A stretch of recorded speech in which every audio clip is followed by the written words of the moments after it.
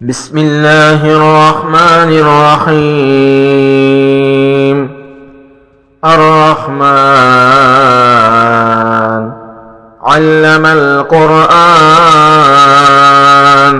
خلق الإنسان علمه البيان.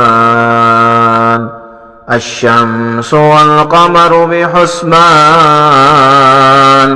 والنجم والشجر يسجدان. والسماء رفعها ووضع الميزان ألا تطغوا في الميزان وأقيموا الوزن بالقسط ولا تخسروا الميزان.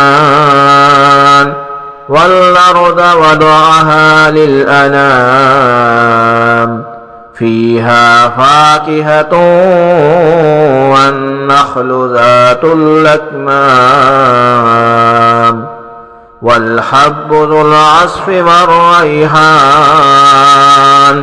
فبأي آلاء ربكما تكذبان؟ خلق الإنسان من صلصال كالفخار وخلق الجان من مارج من نار. فبأي آلاء ربكما تكذبان؟ رب المشرقين ورب المغربين. فبأي آلاء ربكما تكذبان؟ مرج البحرين يلتقيان بينهما برزخ لا يبغيان. فبأي آلاء ربكما تكذبان؟ يخرج منهما اللؤلؤ والمرجان. فبأي آلاء ربكما تكذبان؟ وله الجوار المنشآت في البحر كالأعلام. فبأي آلاء ربكما تكذبان؟ كل من عليها فان ويبقى وجه ربك ذو الجلال والإكرام. فبأي آلاء ربكما تكذبان؟ يسأله من في السماوات والأرض كل يوم هو في شان. فبأي آلاء ربكما تكذبان؟ سنفرغ لكم أيها الثقلان. فبأي آلاء ربكما تكذبان؟ يا معشر الجن والإنس إن استطعتم أن تنفذوا من أقطار السماوات والأرض فانفذوا لا تنفذون إلا بسلطان. فبأي آلاء ربكما تكذبان؟ يرسل عليكما شواظ من نار ونحاس فلا تنتصران. فبأي آلاء ربكما تكذبان؟ فإذا انشقت السماء فكانت وردة كالدهان. فبأي آلاء ربكما تكذبان فيومئذ لا يسأل عن ذنبه إنس ولا جان فبأي آلاء ربكما تكذبان يعرف المجرمون بسيماهم فيؤخذ بالنواصي والأقدام فبأي آلاء ربكما تكذبان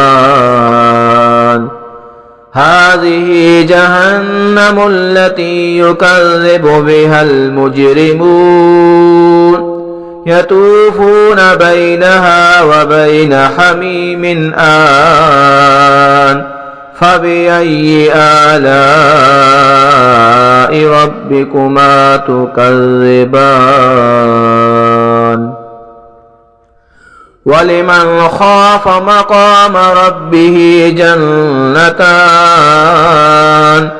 فبأي آلاء ربكما تكذبان ذواتا أفنان فبأي آلاء ربكما تكذبان فيهما عينان تجريان فبأي آلاء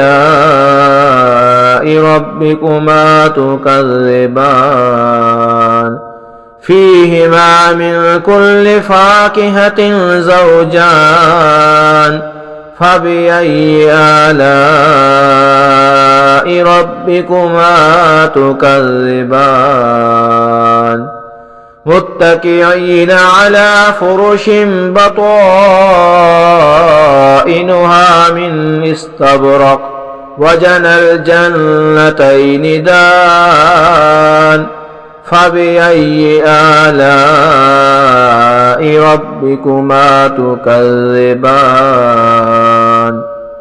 فيهن قاصرات الطرف لم يطمثهن إنس قبلهم ولا جان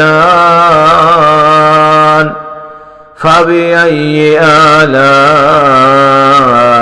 ربكما تكذبان كأنهن الياقوت والمرجان فبأي آلاء ربكما تكذبان هل جزاء الإحسان إلا الإحسان فبأي آلاء ربكما تكذبان ومن دونهما جنتان فبأي آلاء ربكما تكذبان مدهامتان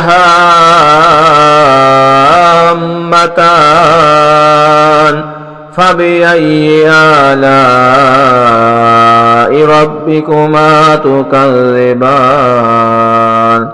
فيهما عينان نضاختان فبأي آلاء ربكما تكذبان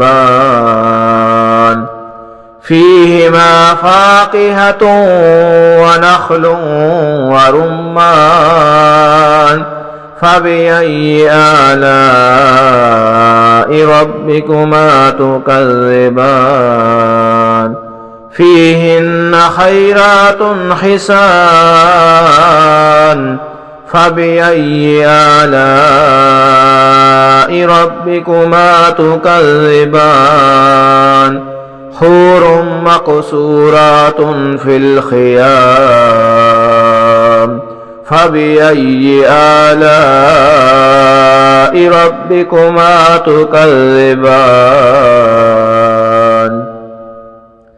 لم يطمسهن إنس قبلهم ولا جان فبأي آلاء ربكما تكذبان